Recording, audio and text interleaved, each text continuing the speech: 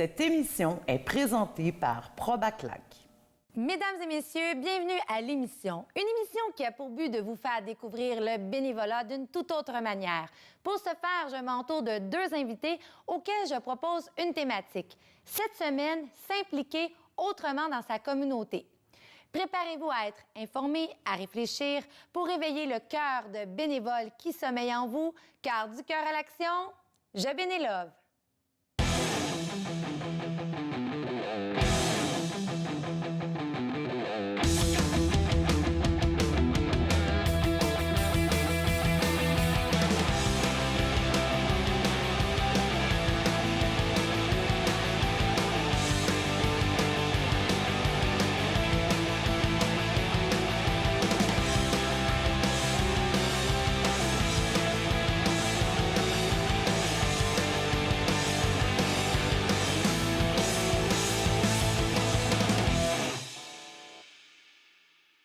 Je suis vraiment heureuse de vous recevoir sur notre plateau. Ray Junior Courtemanche, des investissements Ray Courtemanche, et Vincent Lavoie de l'agence V pour Design, l'agence créative. Vous êtes... c'est Noël, hein? Tout d'abord, oui. Joyeux Noël. Oui, Noël. C'est une émission spéciale. Je suis contente de vous recevoir parce qu'on parle vraiment de Bénélove. Vous êtes les stars. Moi, je vous appelle mes stars dans Bénélove. Vous êtes dans les pionniers. Donc, j'ai vraiment envie que les gens vous découvrent en tant qu'entrepreneur parce qu'avant d'avoir un cœur de Bénélove, vous êtes deux personnes hyper engagées. Je vais commencer avec toi, Ray. On gagne à te connaître. Moi, ça fait pas très longtemps que je te connais. On s'est connus au grand concours Ose entreprendre. Ouais. Tu es quelqu'un qui appuie les nouveaux employeurs, les nouveaux entrepreneurs. Et tu es engagé. À chaque fois que je vais dans un souper, puis moi, tu sais, j'aime ça me promener dans les soupers bénéfices. Tu sais, je vais pas bien au restaurant dans la vie, mais moi, mon argent que j'ai, je la donne dans les soupers bénéfices. On passe une belle soirée, puis Ray, tu es toujours là. Comment tu fais... en tant qu'entrepreneur, parce que tu es en train de... Moi, je trouve que tu es en train de bâtir Mirabel, de remettre cette belle région-là sur la map au Québec. Mais en plus, tu es engagé. C'est quoi ta formule magique? Bien, dans le fond, il n'y a pas vraiment de formule magique. C'est juste le vouloir, puis avoir le goût de partager mes expériences, puis de vouloir aider les autres à réussir. Comme j'ai eu une jeunesse qu'on n'était pas riche dans notre famille, puis que j'ai passé par beaucoup de difficultés à l'école, tout ça. J'ai pas de secondaire, mais je me dis que vu que j'avais du courage, puis j'ai travaillé fort pour m'en sortir, puis avoir du succès en entrepreneuriat, mais j'ai le goût de partager, puis d'avoir d'autres personnes aussi qui ont des difficultés, puis de leur donner espoir qu'ils peuvent réussir avec toute mon expérience à moi. Puis la même chose, mais pour remercier le fait que l'univers m'a donné l'énergie puis le pouvoir de réussir en affaires, même sans avoir de scolarité ou d'instruction. J'ai même pas de secondaire 1, puis j'ai réussi à faire tout ce que je fais en ce moment. Mais je me dis que si j'ai la chance de m'impliquer dans des soirées de fondation ou bénéfices, mais je donne là-dedans, puis c'est naturel pour moi. Fait que dans le fond, c'est un beau message. Tu sais, on entend des fois les gens dire on n'a pas le temps ou c'est pas possible. Dans le fond, ce que j'entends, c'est qu'il ne faut pas se mettre de barrières. Tu sais, le fait que tu sois impliqué dans ta communauté, est-ce que tu as élargi aussi ton réseau de contacts parce que tu as surmonté des difficultés? Là, si on repart un petit peu au début de ton parcours, c'est quoi qui a fait justement que tu as décidé... bon, tu es quelqu'un déterminé à la base, on le voit, c'est dans toi, mais je veux dire, l'élément déclencheur qui a fait que moi, ben j'ai dit, je vais surmonter ces difficultés-là, puis je vais m'impliquer. C'est quoi qui s'est passé? C'est quoi qui était ton moi, déclencheur? Je dis, ça part vraiment de loin. Là. C'est, comme je disais tantôt, mon père a eu ma mère, dans le fond, puis elle est partie, j'avais peut-être 3-4 ans, fait que j'ai été élevé par mon père, puis mon père était mécanicien, fait que j'ai été élevé au garage, fait que quand j'allais à l'école, mais j'arrivais du garage, fait que j'avais les vêtements sales, les doigts sales, puis là, ben, les gens à l'école, ils riaient de moi parce que j'étais pas comme habillé comme une carte de mode, puis des fois, les jeunes sont méchants à l'école. Fait que on entend parler beaucoup aujourd'hui, tout ce qui se passe à l'école, mais c'est des choses que j'ai vécues, fait que ça m'a fait comme haïr l'école, que je me sentais pas bien. Incroyable. Puis là, ben, c'est pour ça que j'ai arrêté en sixième année, puis j'ai pas fait de secondaire parce que je me sentais pas bien dans ce milieu-là. Puis là, ben, vu que j'avais été élevé au garage, mais j'ai appris beaucoup à servir la clientèle. Puis quand les gens étaient contents, mais je recevais des pourboires quand je faisais pompiste ou je mettais de l'air dans les pneus. Là, je parle de ça quand j'avais 8-9 ans, mettons. Hein. Mais tu développais ton côté entrepreneur. Tu sais, le fait, je trouve intéressant, tu es comme rentré dans la pratique. Tu sais, à l'école, j'appelle ça le côté théorique, mais toi, tu es rentré très jeune, tu es quelqu'un de pratique. Fait que le fait que ton père et toi aient ensemble, c'est ça que ça t'a apporté. Tu rencontrais des gens aussi au garage. Donc, ça a développé... Ça m'a développé d'avoir des relations avec des adultes, parce que j'étais un petit enfant, puis ça m'a permis aussi d'avoir des discussions avec des gens plus âgés. Fait que ça m'a donné une maturité qui est arrivée assez rapidement. Puis le fait que ça, c'est arrivé, mais quand j'ai lâché l'école, mais j'ai commencé tout de suite à offrir mes services de tonte de pelouse. Fait que c'était un côté de survie, parce que je voulais pas vivre comme, dans le fond, les conjoints que mon père a eu. Puis ma belle-mère que j'ai eue pendant 7 ans de temps, avant que j'aie mon âge de 14 ans, mais ça avait brassé à la maison. C'était quand même assez dramatique. Je n'embarquerai pas là-dedans en détail. Non, mais je comprends. J'entends des gens qui s'apitoient sur ce sort-là en disant qu'ils ne peuvent pas réussir puis tout ça, mais c'est pas vrai. C'est que c'est nous qui sommes maîtres de notre avenir puis de notre succès. Puis il ne faut pas s'apitoyer sur le passé, il faut voir le futur. Il faut aller de l'avant. Exactement. Disney disait ça, moi, c'est une citation que j'aime, c'est aller de l'avant, là, c'est vraiment important, puis pas broyer du noir. Non. Fait que dans le fond, c'est ça que d'une étape à l'autre qui a fait que là, tu es rendu à construire, en fait, plein de beaux projets à la Cité de Mirabel. Exactement. Mais tu es impliqué aussi. Comment tu choisis tes causes? C'est un coup de cœur? Tu sais, comme... Ben sérieusement, la façon dont je choisis mes causes, comme j'ai pas beaucoup de temps, mais quand je m'implique dans quelque chose, je m'assure que ça soit comme vraiment lucratif pour la cause dans laquelle je vais m'impliquer. Exemple comme Ose entreprendre, mais pour moi, c'était important parce qu'il y avait de la masse, il y avait beaucoup de gens. Puis, j'allais inspirer plusieurs personnes, mais je ne m'impliquerais pas dans une cause où est-ce que, exemple, je vais aider une personne parce que... Oui, il n'y a pas un effet de masse. Non, c'est ça. Il n'y a pas un effet direct sur la communauté. Exactement. Ça, toutes les causes dans lesquelles je m'implique, mais comme j'ai pas beaucoup de temps, mais je ferai pas du one-on-one. Je vais essayer de faire des causes où est-ce que je vais déplacer de l'air et je vais emmener beaucoup d'énergie. Exemple comme, ben, c'est pas une cause, mais ça peut en être une en même temps. L'Association des jeunes entrepreneurs du Québec. Oui, c'est un OBNL. Exactement. Oui. Ben, je me suis impliqué dans une conférence qu'il m'avait invité à participer. Puis, il y avait environ 400 personnes dans la salle. Puis j'avais, admettons, 45 minutes pour parler, puis après 1h30, je parlais encore, puis il n'y a personne qui est sorti de la salle. Incroyable. Mais ton message est porteur de sens, il est inspirant parce que on vit quand même dans des temps difficiles. Oui, on vit dans une société où on consomme, puis tout est accessible, mais en même temps, on oublie la base, c'est la famille. Tu me parles du début avec ton père et tout ça. Fait que j'en reviens à... On faut revenir à la source. Donc, ce que tu fais, c'est que tu as vraiment un impact. Les gens, ils ont besoin d'entendre ça. Ils ont besoin qu'on leur dise, comme ce que tu nous dis présentement, c'est que c'est possible. On peut toujours... On a le choix, en fait. Puis avant qu'on embarque sur l'événement qui s'en vient, la soirée magique et Bénélope, Vincent, toi aussi, t'es dans une belle ascension. On s'est connus par un contact d'affaires, justement.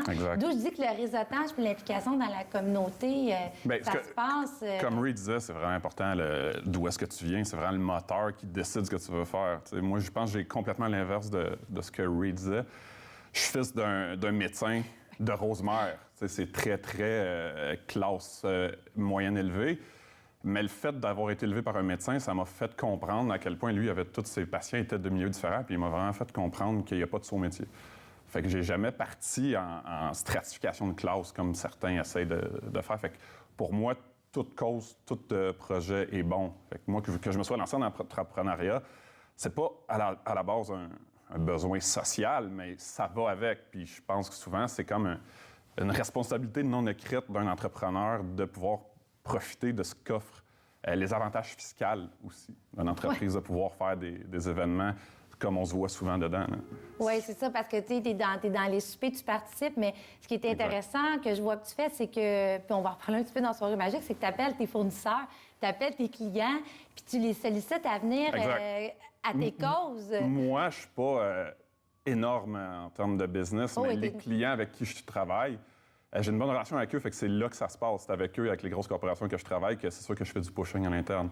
Je leur vends la cause. Ce que toi, tu me vends dans des événements, après ça, moi, je le revends à mes clients. Puis c'est là que ça marche, l'implication. Mais tu as commencé quand à faire du bénévolat? Parce que là, ton père, il est médecin, donc j'imagine qu'il a fait du pro bono, ton père. Parce qu'en médecine, tu as sûrement déjà vu ça. Il me semble que tu m'as raconté ça, qu'il y avait des gens qui n'avaient pas les moyens, puis ton père les aide. C'est sûr tu as que vu ça? c'est vraiment dichotomique parce que mon père est rendu en médecine privée. Ouais, c'est sûr que il y a comme une dichotomie là-dedans, mais à chaque année, il fait le Moisson Laurentide. Il sort dehors sur Grande Côte à Rosemère, si vous voulez passer, donner des dons. Argent ou en dons non périssables, mais à chaque année, il s'implique là-dedans. Mais tu sais, même un médecin, comment il peut s'impliquer, surtout s'il est dans le privé, c'est de ne pas refuser quelqu'un. C'est sûr que c'est pas 100 de sa clientèle, mais il y a une grosse partie que, quand il est tombé dans le privé, il a gardé beaucoup de patients qui n'avaient pas nécessairement les moyens pour le suivre parce qu'ils voulaient rester avec lui. Mais tu sais, ça part de loin comme ça, puis le milieu qu'on a été élevé, ça venait pas de classe très élevée, c'était des cultivateurs, puis on a compris que, tu sais, des cultivateurs entre eux, ça s'aide l'un l'autre. Puis sans le soutien d'une communauté, tu te rends nulle part. Oui. Puis à quel part, la communauté, c'est vos clients, c'est nos clients. Exact. Tu sais, c'est ça qu'il faut voir quand on est des entrepreneurs impliqués, c'est qu'à quelque part, le consommateur, on ne l'invente pas. C'est lui qui nous voit, qui nous fait bouger. Puis dans Benelove, il s'est produit un expo complètement extraordinaire. On fait notre première campagne de financement le 9 février prochain.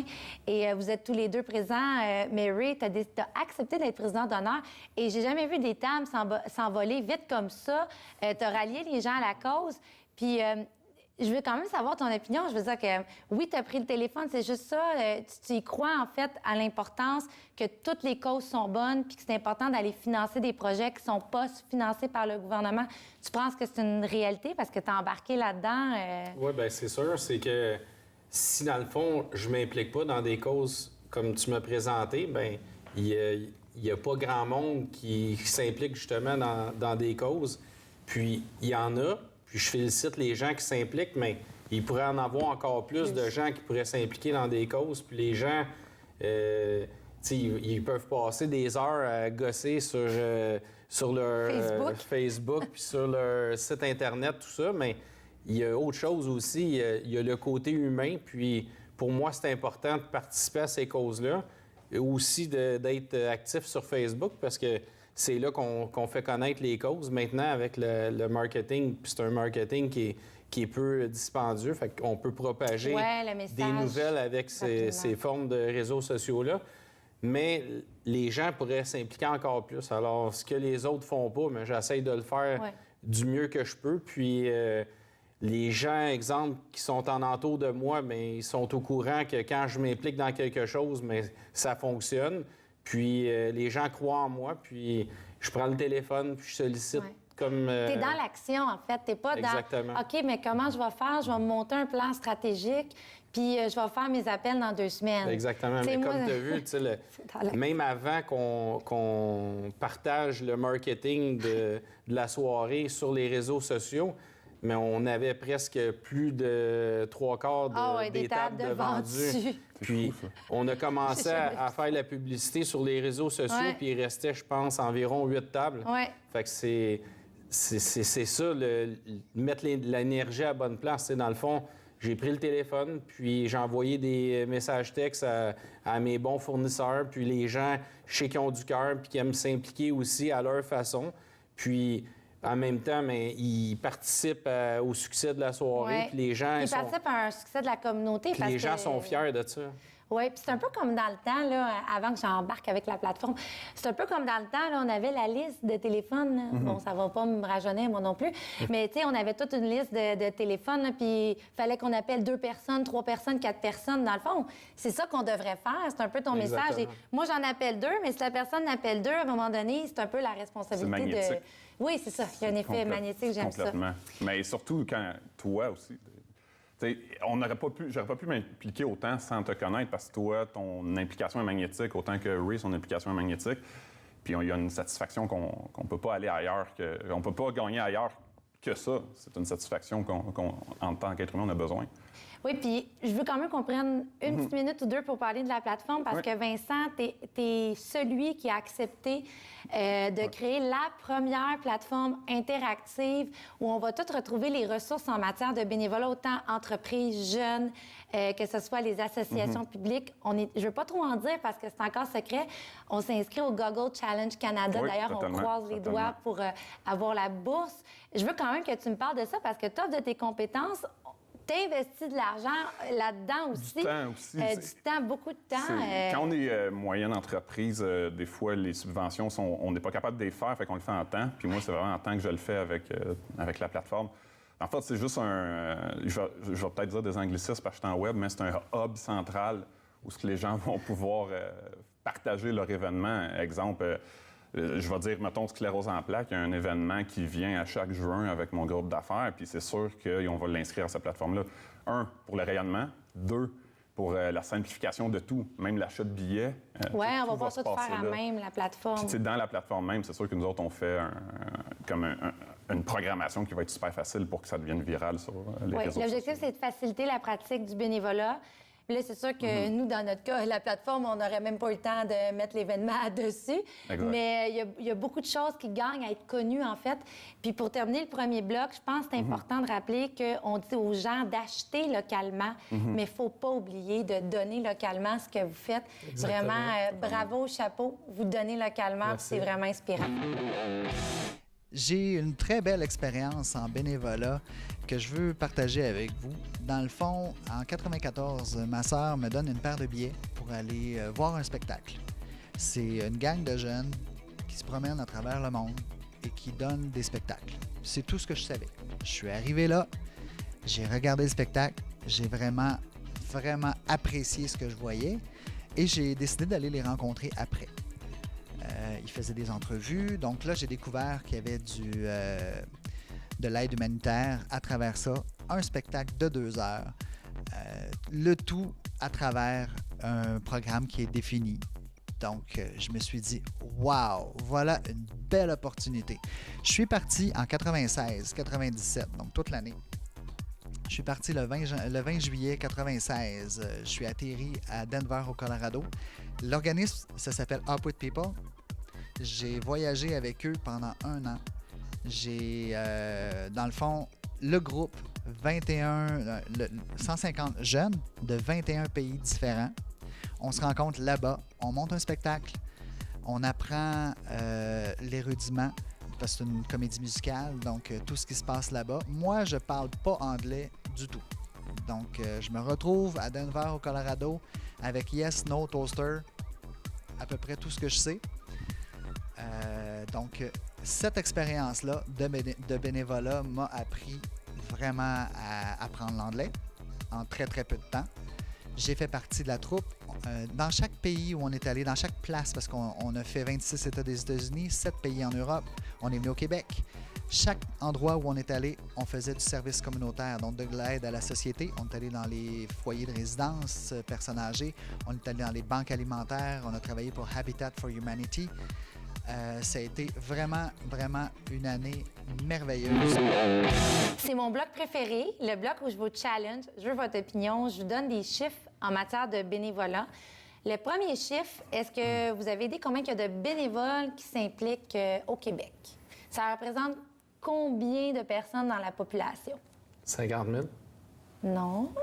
Un chiffre. J'ai un bon 150 000. 2,4 millions. Oh, wow. Quand même.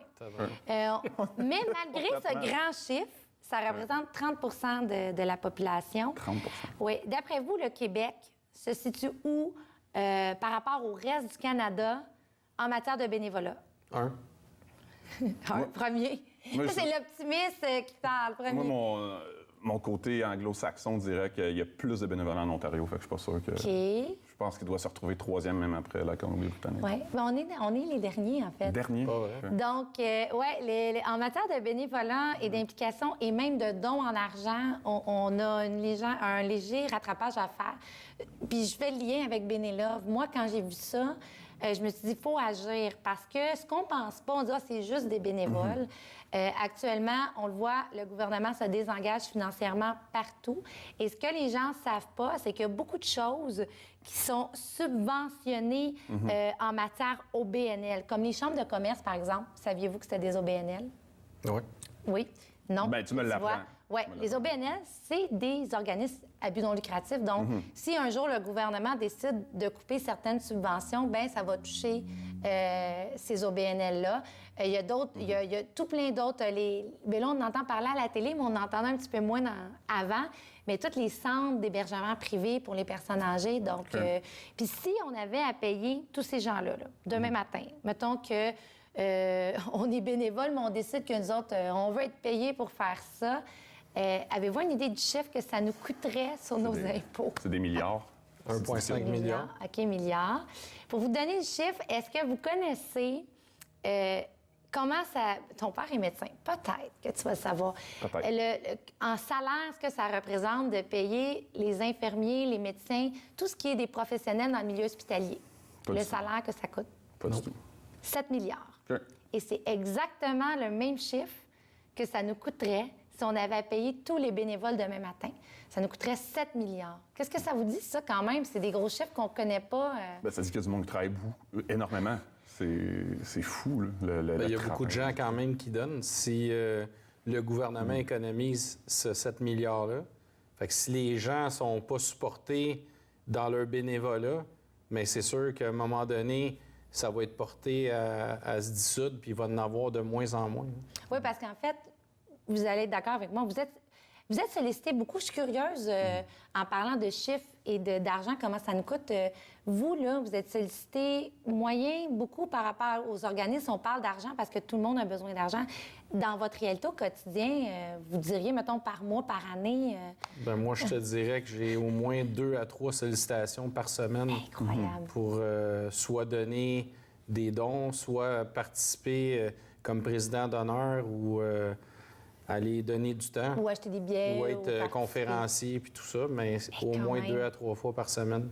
Fait que c'est presque 150 à 180 fois par année que je me fais demander de... Incroyable. Moi, ça doit être une dizaine, douzaine de fois pour des affaires très, très locales.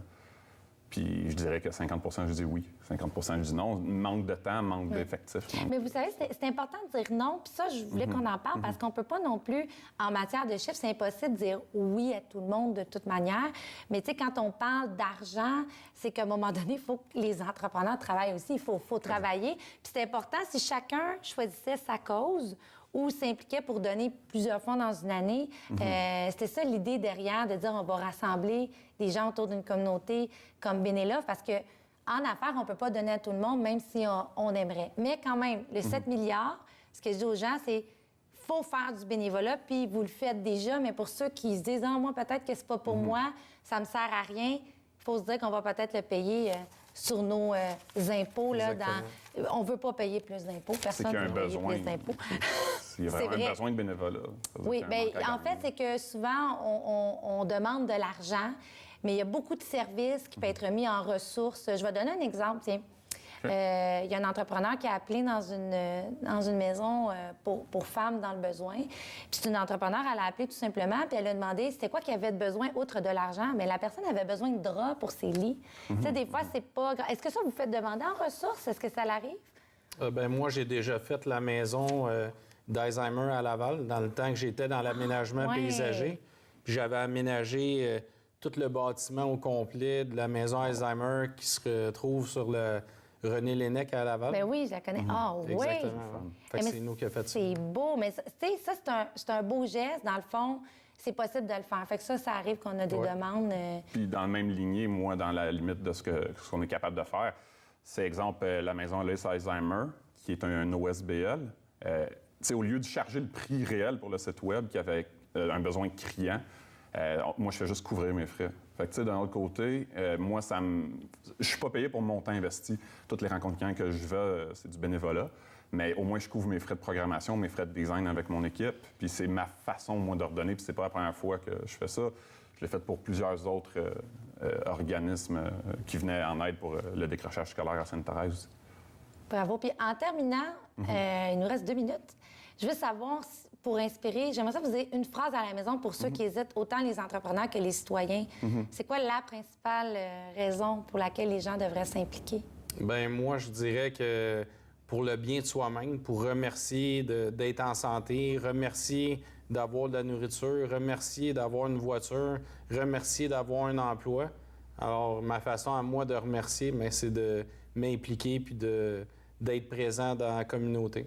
Hey, c'est bien dit, puis on se laisse sur tes mots, Vincent. Mais la satisfaction que ça donne, c'est un besoin humain de partager, puis c'est la meilleure façon de comprendre réellement ce qui se passe dans notre communauté autour de nous. Il n'y a rien d'autre, parce que les meetings de business, c'est tout le temps one-on-one. Encore là, je fais des anglicismes. Mais quand tu vas à un souper bénéfice, c'est là que tu remarques tous les gens qui se donnent corps et âme dans notre communauté qu'on ne pourrait pas rencontrer sans ces événements-là. Puis moi, je peux le dire, vous êtes 2 exemples, 2 modèles. Vraiment, vous êtes inspirants. Continuez à inspirer les autres, à donner localement.